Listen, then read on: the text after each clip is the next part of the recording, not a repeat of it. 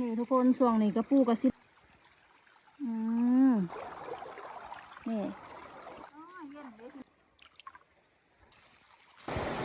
เห็นมาสอนน้ำเขา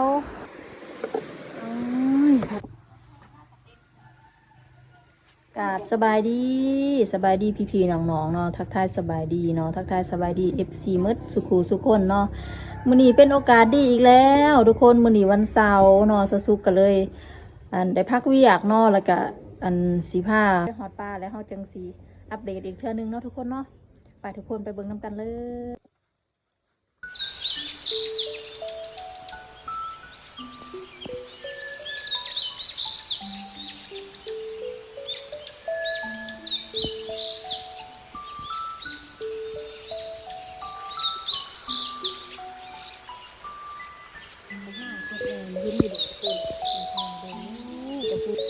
จะว่าว้ายมันมีมือนี่กระปูทุกคนนี่คือของสอนพวกเฮากับซีสอนแบบนี้นะทุกคนนะก็สิได้แบบว่าเทือกด้วยคือต่อนี่ทุกคนช่วงนี้กระปูกับสิร้ายแห้งเนาะจัดเลยยกให้เอื่อยถึงยกนี่ทุกคนนี่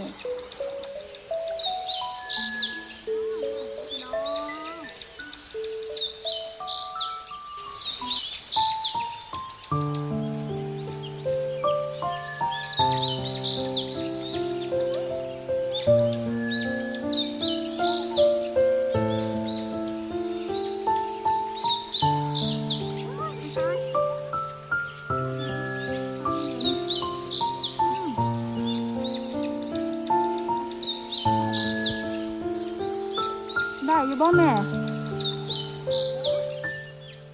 โอ้ไม่เท่าได้ล่าเลยเนาะ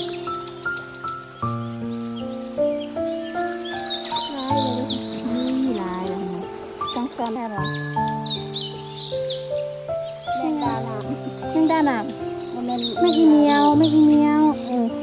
เหนียวกระตาแม่หมอกินเป็นเนอะทุกคนนี่แซ่บนัวมันกระปูกระดุกเขาขายโลนึงเท่าไรวะกระปูเขาขาย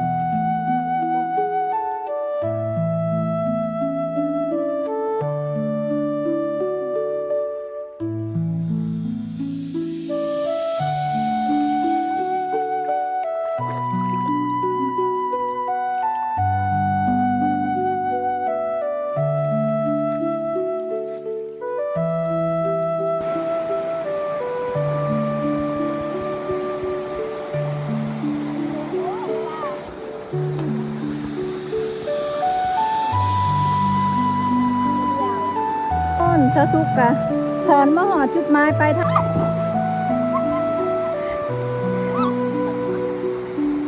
มีคนลง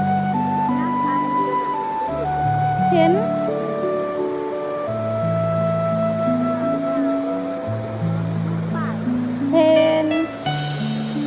นั่นนี่เต้มันแจง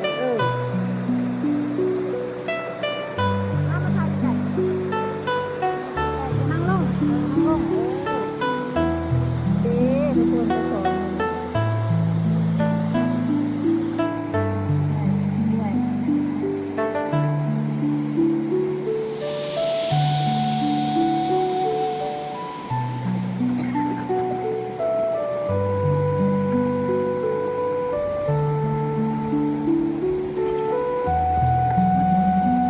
ดิบมันก็ได้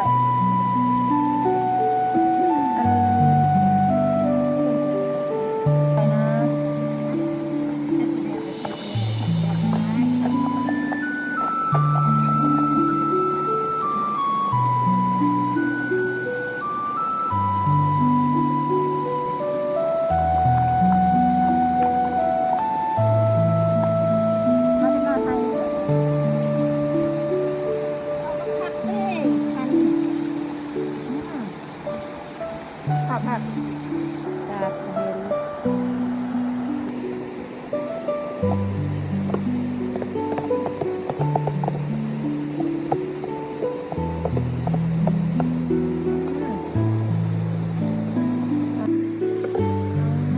ผัดก กับละลายอย่างแห้งเนาะมีผักอีหยังแม่เตินนะเขาลืมเลยผักมะละเนาะอะไรเงี้ยยอดกระถินก็มีมากระถินก็มีปลาน้ำนองมาทัวไห้นี่กินมาเลยถ้าติด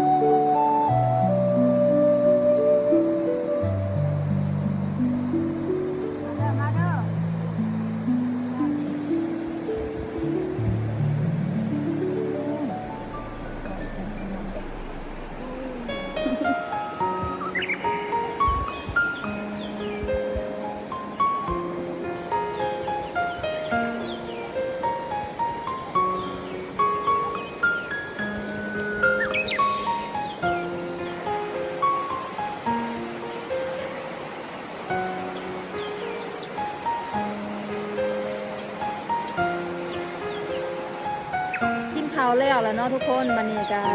ถือสัมภาระเนาะเยี่ยมกับบานกับซองเฮาและค่ากับนี่ซะสุกกะสีแวฮักหน่อไม้เมื่อน้ำเนาะทุกคนเนาะหาหน่อไม้เมื่อน้ำหน่อไม้งามนี่หน่อไม้ไล่ก็